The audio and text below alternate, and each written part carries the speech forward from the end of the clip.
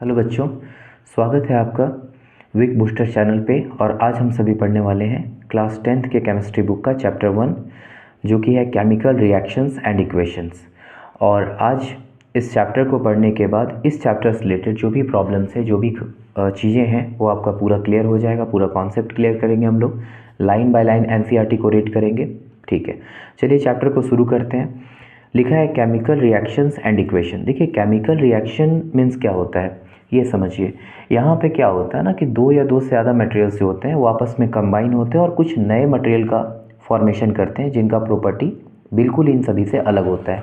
जैसे मैं यहाँ पे समझाऊँ कि देखिए, ये हाइड्रोजन है, ये रिएक्शन किया ऑक्सीजन के साथ, बनाया 2H2O। अब ये जो हाइड्रोजन है ना, ये फ्यूल है, फ्यूल ऑफ रॉकेट। इसे रॉकेट में फ्यूल के रूप में डालते हैं, जबकि ऑक्सीजन जो है हम लोग यूज़ करते हैं ब्रीदिंग में। लेकिन जो इससे वाटर बना, ये न तो अब रॉकेट में फ्यूल के रूप में यूज़ होगा और न ही इससे हम लोग ब्रीदिंग करेंगे।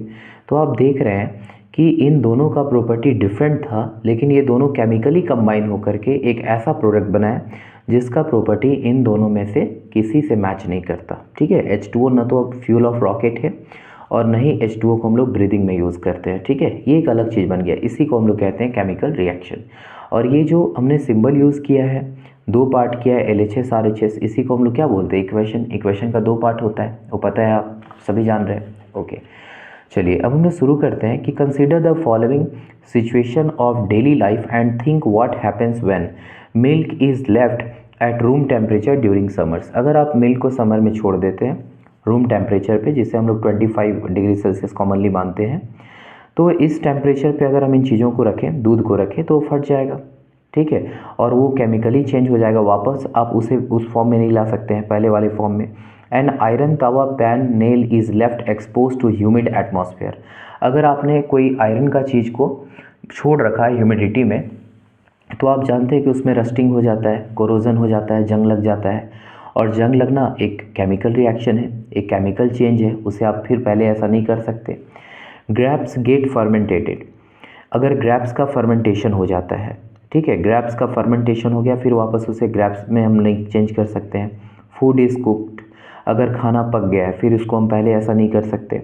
Food gets digested in our body. जो फूड का हमारे बॉडी में डाइजेशन हो जाता है, पच जाता है, उसे फिर हम पहले वाले फॉर्म में नहीं कर सकते। या जो हम रेस्पिरेशन करते हैं, जो हम लोग सांस लेते हैं, श्वसन करते हैं, ऑक्सीजन का यूज़ करके एनर्जी ऑब्टेन करते हैं, ये सारा का सारा जो है ना, ये सारे कैसे हैं, केमिकल चेंजेस हैं। ठीक है, अब यहाँ पे क्या लिखा है कि इन all the above situations the nature and the identity of the initial substance have somehow what change। जो शुरू में जो मटेरियल था अब वो चेंज हो गया। we have already learned about physical and chemical changes of matter in our previous classes। हमें बताया गया है फिजिकल चेंज क्या होता है, केमिकल चेंज क्या होता है। क्या होता है फिजिकल चेंज? जिसमें कुछ वो नए प्रॉपर्टी वाला सब्सटेंस नहीं बन जाए। जैसे मान लीजिए कि एक कागज़ है, उस कागज़ को आपने, उस पेपर को आपने फाड़ दिया, फिर भी तो वो पेपर ही है ना, फिर भी वो पेपर है, तो ये कैसा चेंज हुआ, फिजिकल चेंज हुआ। वो अलग बात है कि रिवर्सिबल हो सकता है या इरिवर्सिबल हो सकता है, लेकिन है तो फिजिकल चेंज। लेकिन केमिकल चेंज क्या होता है, जो एक बार चेंज हो गया, जैसे मिल्क से कर्ड बन गया, दूध से दही, तो आप दही से दूध तो नहीं बना सकते हैं ना, तो ये क्या हो गया, केमिकल चेंजेस हो गए। समझ रहे हैं? ऑफ मैटर इन आवर, ये सब हमने पढ़ा है प्रीवियस क्लासेस में। You may perhaps be wondering as to what is actually mean by a chemical reaction. तो मैंने बताया केमिकल रिएक्शन क्या होता है। ये एक्चुअली टू और मोर देन टू सब्सटेंस वो आपस में कंबाइन होकर के, वो भी केमिकली कंबाइन होकर के कुछ और चीज़ों का फॉर्मेशन करते हैं। How do we come to know that a chemical reaction has taken place? कैसे जानेंगे, चलिए इसके लिए यहाँ पे एक एक्सपेरिमेंट दिया गया है और आप इसे समझ सकते हैं। इसमें क्या लिखा है, क्वेश्चन है सबसे पहले कि this activity need the teachers assistant. यहाँ पे टीचर का होना बहुत ज़रूरी है। लिखा है क्या, साथ में आई प्रोटेक्शन वाला चीज़ यूज़ करना है। Clean a magnesium ribbon about 2 centimetre long bye rubbing it with sand paper. Sand paper लेना है, सरेस पत्ता जिसे कहते हैं। उससे हम लोग क्या करेंगे, तो एक मैग्नीशियम रिबन को, जो कि 2 सेंटीमीटर लॉन्ग है, उसे हम लोग रबिंग कर लेंगे ताकि उसके ऊपर जो मैग्नीशियम ऑक्साइड वगैरह का लेयर है वो हट जाए। Hold it with a pair of tongs, उसको टोंग से पकड़ना है। Burn it using a spirit lamp or burner, उसके बाद इसे क्या करना है, जला देना है। And collect the ash so found, और इसे जो ऐश बनेगा उसको कलेक्ट कर लेना in a watch glass as shown. Burn the magnesium ribbon keeping it as far as possible from your eyes, ठीक है, उसे क्या करना है, दूर रखना है। ये बहुत ही ज़्यादा डैजलिंग, मतलब कहने का मतलब है कि ये बहुत ही ज़्यादा ब्राइट लाइट्स के साथ जलता है। आप देख रहे हैं मैग्नीशियम रिबन को इसके साथ जलाया गया है और ये मैग्नीशियम रिबन ऑक्सीजन के साथ जल करके वापस यहाँ पे मैग्नीशियम ऑक्साइड बनाएगा। यहाँ पे लिखा है burning of A magnesium ribbon in air and collection of magnesium oxide in A watch glass. ये वॉच ग्लास है जिसमें उसे कलेक्ट किया जाएगा मैग्नीशियम ऑक्साइड को, जो जलने के बाद प्राप्त होगा। ये केमिकल रिएक्शन हुआ, क्यों? क्योंकि इसमें जो मैग्नीशियम था वो ऑक्सीजन के साथ रिएक्शन करेगा और रिएक्शन करने के बाद मैग्नीशियम ऑक्साइड या फिर आप कह सकते हैं MgO बनाएगा, ठीक है। चलिए इसे हम लोग आगे समझते हैं। देखिए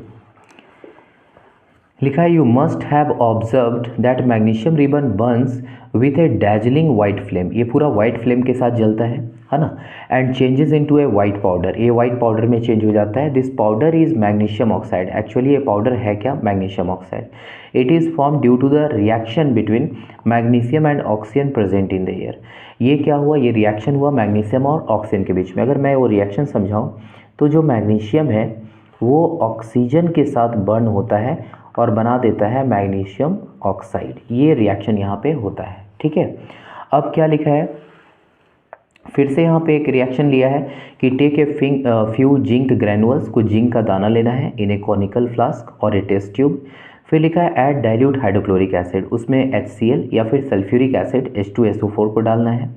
कॉशन में क्या लिखा है, handle the acid with care, थोड़ा ध्यान से क्योंकि ये पावरफुल एसिड है, ठीक है। ये हाइड्रोक्लोरिक एसिड और ये सल्फ्यूरिक एसिड, ये मिनरल एसिड होता है और बहुत ही ज़्यादा पावरफुल होता है। ये हमारे स्किन को ईजिली जला देगा, ठीक है, तो इस बात का ख्याल रखना है थोड़ा। Do you observe anything happening around the zinc granules, क्या यहाँ पे कुछ हो रहा है, कुछ स्पेशल? लिखा है टच द कॉनिकल फ्लास्क और test tube, is there any change in its temperature. तो आप देख पा रहे होंगे, देखिए यहाँ पे दिखाया है कि ये कॉनिकल फ्लास्क है जिसमें क्या किया गया है, तो जिंक का ग्रैनुअल, छोटा छोटा दाना था जिंक का दाना, वो डाला हुआ है और साथ में सल्फ्यूरिक एसिड। आप जाने सल्फ्यूरिक एसिड H2SO4, ये बहुत ही पावरफुल एसिड होता है।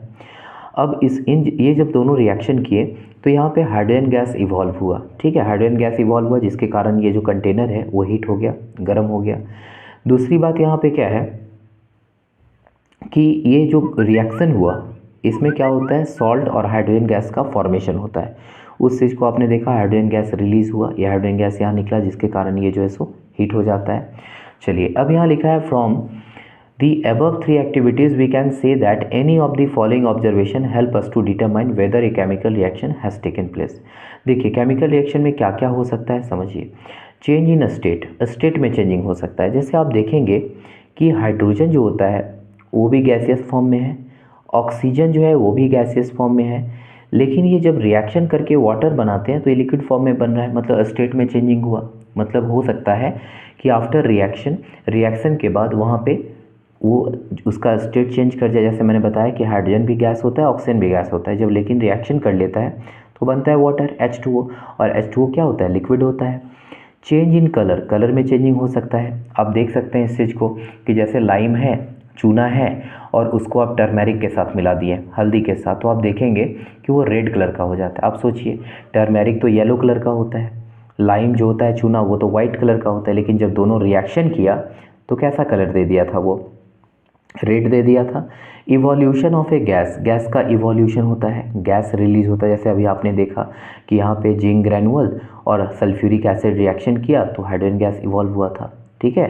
चेंज इन टेम्परेचर, टेम्परेचर में चेंजिंग भी आपको देखने को मिल सकता है। आप देखे होंगे जब आप वाइट वॉशिंग करते हैं, घर में पुछाड़ा करते हैं, तो जब चूना को पानी में डालते हैं तो जो कंटेनर है वो पूरा हीट हो जाता है, गर्म हो जाता है अपने आप। आपने उसे गर्म तो नहीं किया लेकिन वो ऑटोमेटिकली गर्म हुआ, ये हुआ चेंज इन टेम्परेचर। अब क्या लिखा है, as we observe the changes around us we can see that there is a large variety of chemical reaction taking place around us. हमारे आसपास बहुत सारे केमिकल रिएक्शन हो रहे हैं हमेशा। We will study about the various type of chemical reaction and their symbolic representation in this chapter. चलिए अब हम लोग बात करते हैं केमिकल इक्वेशन का। यहाँ पे क्या लिखा है केमिकल इक्वेशन, देखिए लिखा है व्हेन ए मैग्नीशियम रिबन, जो आपने शुरू में देखा था कि बर्न टू ऑक्सीजन, वो ऑक्सीजन के साथ जला था और ये कन्वर्ट हो गया था मैग्नीशियम ऑक्साइड। मैंने बताया था वहाँ पे कि जो मैग्नीशियम है वो ऑक्सीजन के साथ बर्न होकर के बनाया था मैग्नीशियम ऑक्साइड, मैग्नीशियम ऑक्साइड का फॉर्मेशन किया था। अब यहाँ पे लिखा है क्या, ये एक तरह का केमिकल रिएक्शन हुआ क्योंकि इसके दो पार्ट्स हैं। पहला तो ये मैग्नीशियम ऑक्सीजन जुड़ के मैग्नीशियम ऑक्साइड, जो कि मैग्नीशियम ऑक्साइड न तो मैग्नीशियम से मैच करता है और न ही ऑक्सीजन से मैच करता है, एक नया चीज़ बन गया। दूसरी बात है कि इसके दो पार्ट हैं LHS RHS, इसलिए इसे हम लोग इक्वेशन कहते हैं, ठीक है। This description of a chemical reaction in a sentence form is quite long. It can be written in a shorter form. The simple way to do this to write it in the form of a word equation. देखिए इसको word equation कहते हैं। जैसे ये आपका magnesium है, पूरा word में लिखा हुआ है मैग्नीशियम, ऑक्सीजन भी वर्ड में लिखा हुआ है और यहाँ लिखा है रिएक्टेंट। वो तो पता है कि जो रिएक्शन में पार्टिसिपेट करते हैं, हिस्सा लेते हैं, उन्हें हम लोग कहते हैं रिएक्टेंट, ठीक है।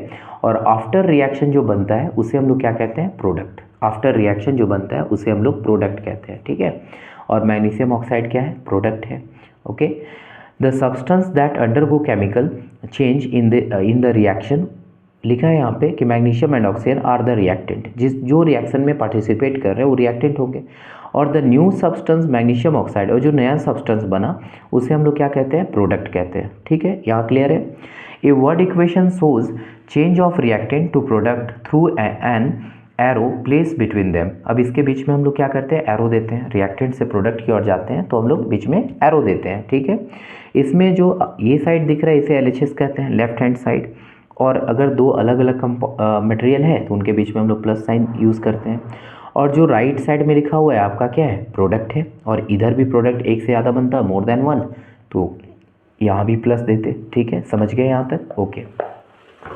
अब क्या है वो समझिए।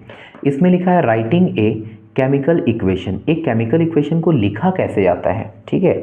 अब यहाँ पे लिखा है is there any other shorter way for representing chemical equation, क्या केमिकल इक्वेशन को, एक तो वर्ड इक्वेशन हमने देखा जिसमें शब्द लिखते हैं, बट क्या उसको ईजिली और शॉर्ट करके हम लोग लिख सकते हैं, बिल्कुल। लिखा है chemical equation can be made more concise and useful if we use chemical formulae instead of words। Words के जगह पे अगर हम लोग उसके जगह पे सिंबल यूज़ करें तो ज़्यादा बेटर है। जैसे आप देखिए मैग्नीशियम के लिए ओनली Mg लिखा हुआ है, ऑक्सीजन के लिए ओनली O लिखा हुआ है, O2, और ये 2Mg होगा, एक्चुअली 2Mg होगा और ये O2 होगा और ये बनाएगा 2MgO। अब ये बैलेंस्ड हो गया। तो मैग्नीशियम ऑक्साइड के लिए हमने MgO लिया, ऑक्सीजन के लिए O ओनली यूज़ किया गया है, O2, और मैग्नीशियम के लिए Mg यूज़ किया गया है, okay. Count and compare the number of atom of each element on the LHS RHS। अगर दोनों तरफ नंबर सेम है, जैसे यहाँ पे देखिए 2 मैग्नीशियम, यहाँ भी 2 मैग्नीशियम, ऑक्सीजन 2, यहाँ भी ऑक्सीजन 2, तो इसे हम लोग कहेंगे बैलेंस केमिकल इक्वेशन, ठीक है। ये बैलेंस है। अगर रिएक्टेंट में एटम्स का नंबर और प्रोडक्ट में उसी एटम का नंबर सेम हो, सभी का जितने भी एटम्स इसमें इन्वॉल्व हो, अगर सेम है तो हम लोग कहेंगे बैलेंस केमिकल इक्वेशन। अगर डिफरेंट होगा, जैसे यहाँ मैग्नीशियम मान लीजिए 1 होता, इधर 2 होता, तब उसे हम लोग बैलेंस नहीं कहते, उसे हम लोग कहते हैं अनबैलेंस्ड, ठीक है, अनबैलेंस केमिकल इक्वेशन। चलिए बैलेंस केमिकल इक्वेशन, क्यों बैलेंस केमिकल इक्वेशन, आपने पढ़ा होगा क्लास 9 में लॉ ऑफ कंजर्वेशन ऑफ मास, उसमें बताया गया था, उसमें ये चीज़ समझाया गया था कि रिएक्टेंट का जो मास होता है वो ऑलवेज प्रोडक्ट के बराबर होता है, मतलब मास में हम कोई चेंजिंग नहीं कर सकते हैं। तो ये हो गया बैलेंस केमिकल इक्वेशन। लिखा है recall the law of conservation of mass, याद होगा लेवॉइजर ने दिया था law of conservation of mass कि mass of reactant is always equal to mass of product, है ना। वहाँ पे मास न तो न्यू क्रिएट होता है न डिस्ट्रॉय होता है। That you are study in class 9, mass can neither be created nor destroyed in a chemical reaction, ठीक है। That is the total mass of the element present in the products of a chemical reaction has to be equal to the total mass of the element present in reactant। मतलब mass of product और mass of reactant same होना चाहिए। अब दूसरे शब्दों में कहें other words में, तो the number of atom of each element remain the same. जो एटम एलिमेंट्स के जो एटम है वो दोनों तरफ सेम होना चाहिए। जैसे आप यहाँ पे देख सकते हैं एक वर्ड इक्वेशन सबसे पहले लिखा हुआ है और उसके बाद जो है सो वर्ड इक्वेशन के बाद यहाँ देखिए जिंक है, वर्ड में लिखा है सल्फ्यूरिक एसिड, फिर यहाँ बनाया जिंक सल्फेट और हाइड्रोजन, फिर यहाँ पे उसी को सिंबल के ज़रिए से हो गया Zn प्लस H2SO4, फिर बनाया ZnSO4 प्लस H2। क्या ये बैलेंस है? तो आप देख रहे हैं रिएक्टेंट प्रोडक्ट में कि जिंक रिएक्टेंट में 1 है और प्रोडक्ट में भी 1 है, हाइड्रोजन रिएक्टेंट में 2 है, प्रोडक्ट में भी 2 है, सल्फर रिएक्टेंट में भी 1 है, प्रोडक्ट में भी 1 है, और ऑक्सीजन इधर भी 4 है, रिएक्टेंट में भी और प्रोडक्ट में भी। मतलब ये बैलेंस्ड है, ये जो केमिकल रिएक्शन है ये बैलेंस है, क्योंकि इसमें नंबर ऑफ एटम जो है वो रिएक्टेंट साइड और प्रोडक्ट साइड दोनों साइड सेम है। ओके, चलिए यहाँ तक क्लियर है। उसके बाद यहाँ पे क्या लिखा है कि let us try to balance the following chemical equation. इसे बैलेंस करना है। यहाँ पे ओनली Fe, अब ये 3 को भूल जाइए, उसे एक्चुअली बना दिया गया है, but FeH2O Fe3O4 plus H2, इसे मुझे क्या करना है, बैलेंस करना है। तो देखिए कैसे बैलेंस करेंगे, मैं यहीं समझा रहा हूँ। सबसे पहले हम लोग क्या करेंगे, यहाँ लिख लेंगे इस जगह पे, इसके लिए मैं पेज यूज़ करता हूँ। यहाँ पे लिखा हुआ है Fe प्लस H2O और है यहाँ पे Fe3O4, एक मिनट, Fe3O4 और साथ में लिखा हुआ है H2। ठीक है, समझिए। सबसे पहले हम लोग क्या करेंगे, यहाँ पे लिखेंगे एटम्स, यहाँ लिखेंगे रिएक्टेंट और इस जगह पे लिखेंगे प्रोडक्ट। अब आप देख रहे हैं आयरन इधर 1 है, 1 ही आयरन है, इधर आयरन Fe आयरन इधर 1 है और प्रोडक्ट साइड में आयरन 3 है। ठीक है, यहाँ पे हाइड्रोजन 2 है और इधर में हाइड्रोजन 2 ही है, ऑक्सीजन इधर 1 है, आप देख पा रहे हैं ऑक्सीजन 1 है, लेकिन इधर ऑक्सीजन कितने हैं, 4। ठीक है, ओहो 1 और इधर क्या है 4। ओके, तो ऑक्सीजन को इधर 4 करना होगा, 4, तो 4 से मल्टीप्लाई करेंगे तो यहाँ होगा। अब ये क्या हो गया, 4 ऑक्सीजन तो हुआ, साथ में 4 2 जा 8 हाइड्रोजन भी हो गया, हाइड्रोजन 8 हो गया, तो इधर भी मुझे 4 से मल्टीप्लाई करना होगा, समझ रहे हैं। ठीक है, यहाँ हो गया, और यहाँ पे आयरन 3 है तो यहाँ भी आयरन को कितना से मल्टीप्लाई करना होगा, 3 से, इधर भी। अब ये बैलेंस्ड हो गया। अब आप देख रहे हैं 3 आयरन रिएक्टेंट में भी है, प्रोडक्ट में भी है, 4 2 जा 8 हाइड्रोजन रिएक्टेंट साइड भी है, प्रोडक्ट साइड भी है, ऑक्सीजन दोनों तरफ 4 हो गया। ये जो मेथड है ना, इसे कहते हैं हीट एंड ट्रायल मेथड। ठीक है, क्लियर है ये चीज़, तो इसे हम लोग हीट एंड ट्रायल मेथड कहते हैं। ओके, अब यहाँ पे क्या है वो समझिए,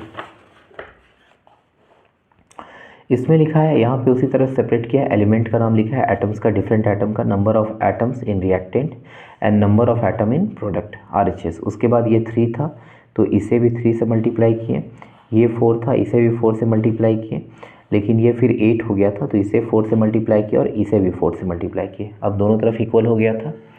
अब इसमें क्या है, उसी चीज़ को आगे यहाँ पे बैलेंस करके दिखाया गया है, पूरा का पूरा उसी को बैलेंस किया है। और आप देखेंगे लास्ट में कि यहाँ पे लिखा हुआ है 3Fe plus 4H2O Fe3O4 plus 4H2, जो कि बैलेंस है। यहाँ पे देखिए 3 आयरन, इधर भी 3 आयरन, हाइड्रोजन यहाँ पे 4 2 जा 8 हो गया, यहाँ भी हाइड्रोजन 4 2 जा 8, ऑक्सीजन 4 है, यहाँ भी ऑक्सीजन कितने हैं 4, तो इसे हम लोग कहेंगे बैलेंस केमिकल इक्वेशन। और इसे बैलेंस करना बहुत ही ज़रूरी होता है, क्योंकि बैलेंस नहीं करने पे वो जो लॉ ऑफ कंजर्वेशन ऑफ मास है उसे फॉलो नहीं करेगा। Okay, writing symbols of physical state. Physical state के लिए हम लोग क्या करते हैं, सिंबल देते हैं। जैसे carefully examine the above balance equation, does this equation tell us anything about the physical state of each reactant and product. No information has been given in this equation. देखिए ऊपर वाला इक्वेशन में कहीं भी physical state नहीं लिखा हुआ है, लेकिन उसे ज़्यादा इन्फॉर्मेटिव बनाने के लिए केमिकल इक्वेशन के लिए, केमिकल इक्वेशन को हमें ज़रूर उसके स्टेट्स को शो करना चाहिए। अब इसके लिए हम लोग क्या करेंगे, अगर वो गैसियस स्टेट में है तो उसके लिए G यूज़ करेंगे हम लोग लीटर, अगर वो लिक्विड स्टेट में है तो L, अगर वो एक्वस वाटर के साथ मिला हुआ है तो AQ, और अगर वो सॉलिड स्टेट में है तो उसके लिए हम लोग क्या करते हैं S। ठीक है, S से रिप्रेजेंट करते हैं। The word aqueous, aqueous word AQ is written if the reactant or product is present as a solution in water. अगर वो रिएक्टेंट या प्रोडक्ट का मटेरियल पानी के साथ है तो वहाँ पे हम लोग AQ लगाते हैं। जैसे देखिए आयरन यहाँ पे सॉलिड है तो S लिखा, H2O गैसियस फॉर्म में है, स्टीम के फॉर्म में है तो G लिखा, Fe3O4 जो कि सॉलिड फॉर्म में है इसलिए S, हाइड्रोजन जो कि गैसियस फॉर्म में है इसलिए G लिखा हुआ है। Okay, note that the symbol G is use with H2O to indicate, ये इंडिकेट कर रहा है कि वाटर जो है वो किस फॉर्म में है, स्टीम फॉर्म में, ठीक है, मतलब वेपर फॉर्म में, इसीलिए यहाँ पे G लिखा हुआ है H2O में। Usually physical state are not included in a chemical equation, लिखा है unless it is necessary to specify them. Sometimes the reaction condition such as temperature, pressure, catalyst. देखिए बहुत सारे ऐसे रिएक्शन होते हैं जहाँ पे टेम्परेचर देंगे तभी हो पाएगा, जहाँ पे प्रेशर डालेंगे तभी हो पाएगा, जहाँ पे कैटलिस्ट डालेंगे। अब कैटलिस्ट क्या होता है, ये वो मटेरियल होते हैं जो रिएक्शन को करवाने के लिए बहुत इंपॉर्टेंट होते हैं। अगर ये अब्सेंस रहे, नहीं रहे ये, तो फिर केमिकल रिएक्शन नहीं हो पाएगा। ऐसे समझिए कि जैसे कोई बच्चा है, ठीक है, उसके फादर अगर सामने रहते हैं तो पढ़ता है, बट वो नहीं रहते हैं तो फिर वो नहीं पढ़ता है, ठीक है। उस वैसा ही है कैटलिस्ट, कैटलिस्ट का भी सेम कहानी है। अगला क्या लिखा है कि CO जो कि गैस है, कार्बन मोनोऑक्साइड, H2 के साथ रिएक्शन किया 340 ATM पे, जो कि प्रेशर को शो कर रहा है, तब जाके बनाता है CH3OH, जिसको हम लोग मिथानॉल कहते हैं। इसके बारे में आगे पढ़ेंगे। फिर 6CO2, 6 कार्बन डाइऑक्साइड जब 12 H2O के साथ रिएक्शन करता है in the presence of sunlight और साथ में क्लोरोफिल होता है, ये आपका हो गया फोटोसिंथेसिस रिएक्शन, तब जाके ये बनाता है C6H12O6 जो कि AQ, मतलब ये वाटर के साथ है, जो ग्लूकोज कहते हैं हम लोग, प्लस 6O2 ये भी AQ वाटर में डिजॉल्व है, और साथ में 6H2O जो कि लिक्विड फॉर्म में है। ओके, ये हो गया यहाँ तक। आगे हम लोग समझेंगे next.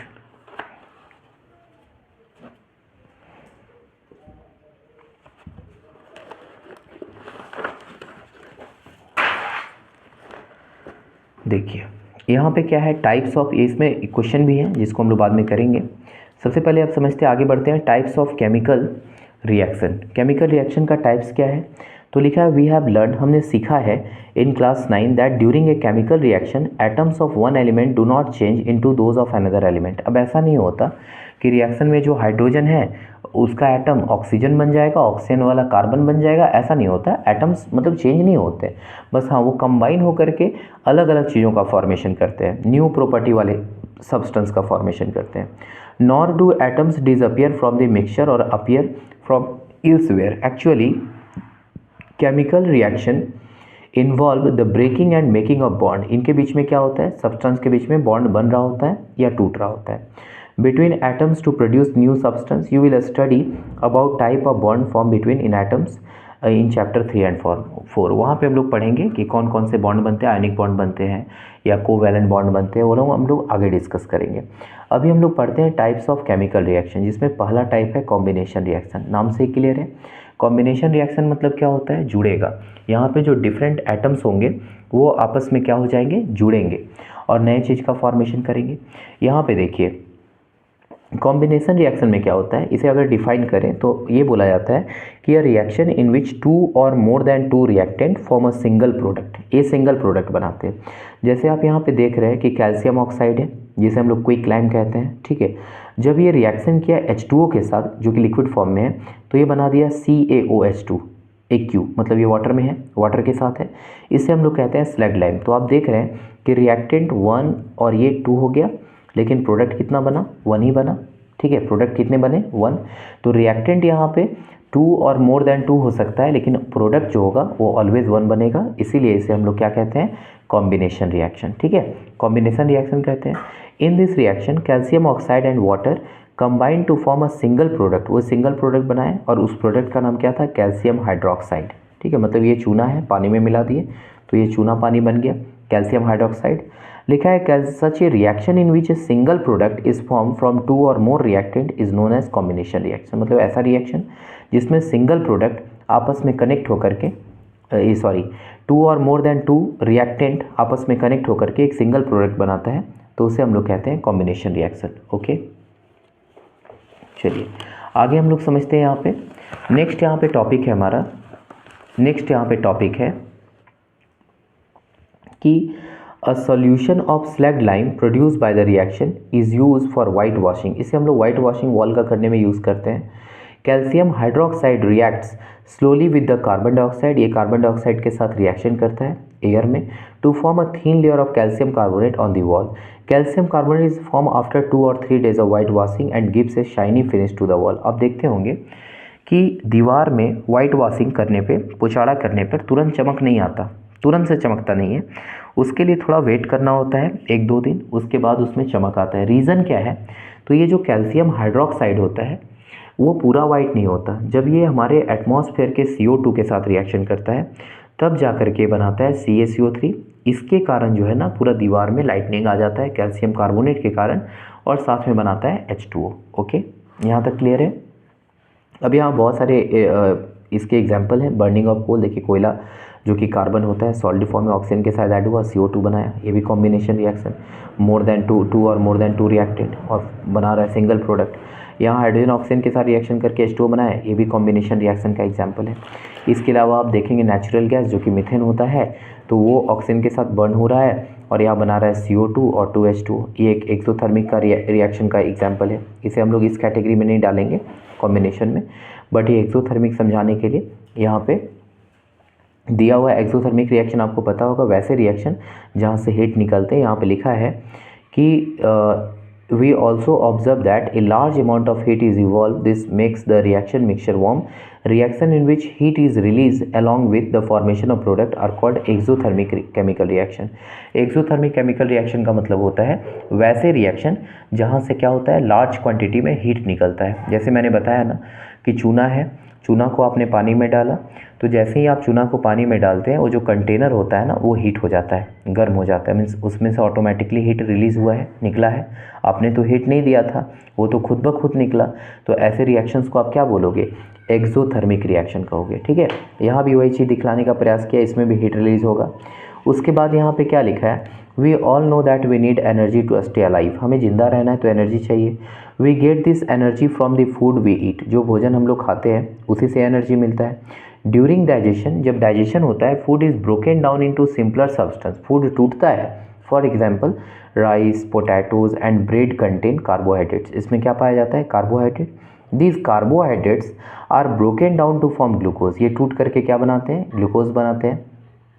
This glucose combine with oxygen, ये ऑक्सीजन के साथ जुड़ जाता है in the cell of our body and provides energy. देखिए रेस्पिरेशन क्या होता है कि जब हम लोग फूड लेते हैं ना और जब वो ग्लूकोज का फॉर्मेशन होता है तो उससे एनर्जी नहीं मिल जाता है। ग्लूकोज को ब्रेक डाउन करना होता है, तोड़ना होता है, और उसे तोड़ने का काम कौन करता है? ऑक्सीजन। ऑक्सीजन उसे ब्रेक करता है और हमारे बॉडी को एनर्जी प्रोवाइड करता है। The special name of this reaction is respiration.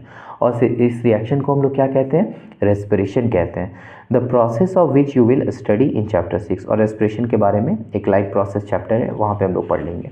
आप देख पा रहे हैं कि कैसे यहाँ पे जो ग्लूकोज है C6H12O6 वो CO6CO2 के साथ 6O2 के साथ रिएक्शन करके 6CO2 6H2 और साथ में क्या रिलीज कर रहा है? Energy. Okay, the decomposition of vegetable matter into compost is also an example of exothermic reaction. देखिए जो डिकम्पोजिशन होता है वेजिटेबल का, जैसे आप देखे होंगे जो पील वगैरह होता है, सब्जी का छिलका वगैरह, उससे बैक्टीरिया वगैरह क्या करते हैं? डिकम्पोज करते हैं, उसे उसका ब्रेक डाउन करते हैं और उस केस में भी एनर्जी रिलीज होता है। तो ये भी क्या हुआ? एक्सोथर्मिक। जहाँ भी एनर्जी रिलीज होगा उसे हम लोग क्या कहेंगे? एक्सोथर्मिक रिएक्शन कहेंगे। ओके, यहाँ तक क्लियर है? चलिए आगे बढ़ते हैं, हम लोग आगे देखते हैं क्या है। इसके बाद हम देखेंगे डिकम्पोजिशन रिएक्शन, बात करेंगे डिकम्पोजिशन रिएक्शन का। तो डिकम्पोजिशन रिएक्शन में यहाँ पे क्या होता है? नाम से क्लियर है, डिकम्पोज होना, टूटना, ब्रेक डाउन होना। लिखा है have you notice that the green colour of the ferrous sulphate. देखिए यहाँ पे क्या एक्सपेरिमेंट किया जा रहा है कि take about 2 gram ferrous sulphate. आप फेरस सल्फेट को लीजिए, उसके क्रिस्टल को, in a dry boiling tube, note the colour of ferrous sulphate. उसके कलर को आप नोट करेंगे जो कि ग्रीन कलर का होगा। फेरस सल्फेट का जो कलर होता है वो कैसा होता है? ग्रीन होता है। हीट द बॉइलिंग ट्यूब, उसे हीट कीजिए over the flame of a burner or spirit lamp as shown in figure. Observe the colour of crystal after heating. देखिए लिखा है have you notice that the green colour of ferrous sulphate crystal has change. उसका colour change हुआ। You can also smell the characteristics odour. एक खास colour का smell भी आपको वहाँ पे स्मेल करने को मिलेगा, सूंघने को मिलेगा। लिखा है क्या? ये एक्चुअली हो क्यों रहा है? तो ये बर्निंग सल्फर के जलने के कारण, जैसे देखिए ये FeSO4 है, आयरन सल्फेट, ओके, जो कि कैसा कलर का होता है? मैंने बताया ग्रीन कलर का होता है। लेकिन जब इसे हीट किया गया, गर्मी दिया गया, तो ये बना दिया Fe2O3 जिसे हम लोग फेरिक ऑक्साइड कहते हैं, और SO2 और SO3, इससे इसके कलर में चेंजिंग आ जाएगा, ग्रीन कलर जो है सो हटेगा वहाँ से। In this reaction you can observe, आप देख पा रहे हैं that a single reactant breaks down to give simpler product, this is a decomposition reaction. इस रिएक्शन को डिकम्पोजिशन इसलिए कहते हैं क्योंकि यहाँ पे एक रिएक्टेंट जो होता है वो 2 और मोर देन 2 प्रोडक्ट बनाता है। देखिए कॉम्बिनेशन का जस्ट उल्टा है। कॉम्बिनेशन में आपने पढ़ा था कि 2 और मोर देन 2 रिएक्टेंट, यहाँ ज़्यादा रिएक्टेंट होते थे और प्रोडक्ट बनता था 1, सिंगल प्रोडक्ट बनता था। बट यहाँ रिएक्टेंट ही 1 होगा और product he 2 or more then 2 बनेंगे। देखिए जैसे रिएक्टेंट यहाँ पे 1 है, प्रोडक्ट यहाँ पे दिख रहा होगा 1 2 3, 3 प्रोडक्ट दिख रहा है। इन दिस रिएक्शन अब यहाँ पे हीट देना पड़ा, हीट देने से डिकम्पोजिशन हुआ, तो इसे हम लोग कहते हैं थर्मल डिकम्पोजिशन। क्या बोलते हैं? थर्मल डिकम्पोजिशन, मतलब ऐसा डिकम्पोजिशन जो हीट देने के बाद होता है, तो उसे हम लोग कहते हैं thermal decomposition. In this reaction you can observe that a single reactant breaks down, वो टूटता है to give simpler product, this is a decomposition reaction. Ferrous sulphate crystal FeSO4 7H2 loss water, वो वाटर को loss करता है when heated, and the colour of the crystal change, उसका colour change हो जाता है। It then decompose to ferric oxide, वो क्या बनाता है? फेरिक ऑक्साइड Fe2O3, लिखा है साथ में sulphur dioxide SO2 and sulphur trioxide मतलब SO3। Ferric oxide is a solid, ये सॉलिड है, जबकि SO2 और SO3 जो है वो गैसेस फॉर्म में है। Okay, decomposition of calcium carbonate to calcium oxide and carbon dioxide on heating is an important decomposition reaction. देखिए डिकम्पोजिशन जो होता है कैल्शियम कार्बोनेट का, किस चीज़ में? कैल्शियम ऑक्साइड और कार्बन डाइऑक्साइड में, वो एक बहुत ही इंपॉर्टेंट डिकम्पोजिशन रिएक्शन है, यूज इन वेरियस इंडस्ट्रीज। इसको बहुत सारे इंडस्ट्री में यूज़ करते हैं, जैसे calcium oxide is called lime, या फिर इसे हम लोग क्विक लाइम कहते हैं। इट हैज़ मेनी यूजेस, इसका बहुत ज़्यादा यूज़ है, खास करके एक यूज़ में यहाँ पे लिखा हुआ है कि सीमेंट के मैन्युफैक्चरिंग में इसका यूज़ किया जाता है। जो सीमेंट है ना, वो आपका इसका बनता है लाइमस्टोन का, और it is called thermal decomposition. अब इसे थर्मल डिकम्पोजिशन क्यों कहा गया? क्योंकि हमने देखा कि जो ये डिकम्पोज किया वो हीट देने पे, तो हीट के लिए वर्ड यूज़ होता है थर्मल। ठीक है, तो थर्मल डिकम्पोजिशन अब देख रहे हैं CaCO3 जो कि कैल्शियम कार्बोनेट है, इसे लाइमस्टोन भी कहते हैं। जब हमने इसे हीट दिया तो ये कैल्शियम ऑक्साइड और CO2 बनाया। ये डिकम्पोजिशन रिएक्शन है क्योंकि रिएक्टेंट यहाँ पे एक है और प्रोडक्ट 2 है। ठीक है, 2 या फिर मोर देन 2 भी हो सकता था। ओके, चलिए आगे बढ़ते हैं। लिखा है आगे में फिर क्या? Heating of lead nitrate and emission of nitrogen dioxide. यहाँ पे क्या है कि लेड नाइट्रेट है, उसे हीट किया गया, तो यहाँ से निकला क्या? यहाँ से निकला है नाइट्रोजन डाइऑक्साइड। चलिए इसे आगे समझ लेते हैं। You will observe the emission of brown fume, this fume are of nitrogen dioxide, ये ब्राउन कलर में होता है। The reaction that take place is, देखिए रिएक्शन एक्चुअली क्या है यहाँ पे वो समझिए ज़रा सा। यहाँ पे है कि जैसे ये PbNO3 था, लेड नाइट्रेट, इससे जब हमने हीट किया तो बनाया है PbO लेड ऑक्साइड, साथ में 4NO2 और O2। ठीक है, मतलब यहाँ पे रिएक्टेंट कितने हैं? 1 सिंगल, प्रोडक्ट कितने बने? 1 2 3। ठीक है, 2 और मोर देन 2, तो ये भी डिकम्पोजिशन हुआ और ये हीट के कारण हुआ है, इसलिए इसे हम लोग थर्मल डिकम्पोजिशन कहेंगे। ओके, आगे में क्या है समझिए ज़रा सा। इलेक्ट्रोलाइसिस ऑफ वाटर, यहाँ पे करंट के थ्रू हो रहा है, मतलब यहाँ डिकम्पोजिशन हुआ है लेकिन due to use of electricity. Okay, अब आप देखेंगे यहाँ पे you will see that the white silver chloride turns grey in sunlight. देखिए अगर आप क्या करते हैं, यहाँ पे लिखा है कि take about 2 gram silver chloride, आप सिल्वर क्लोराइड का 2 ग्राम लीजिए इन ए चाइना डिश, एक चाइना डिश में। व्हाट इज़ इट्स कलर, उसका कलर क्या है? Place this china dish in sunlight, फिर उससे सनलाइट में दे दीजिए, उसके बाद उसका कलर जो है सो थोड़ा चेंज हो जाएगा। You will see that white silver chloride, जो वाइट सिल्वर क्लोराइड था वो ग्रे कलर में चेंज हो गया, ग्रे कलर में बदल गया सनलाइट में। This is due to the decomposition of silver chloride. ऐसा क्यों हुआ?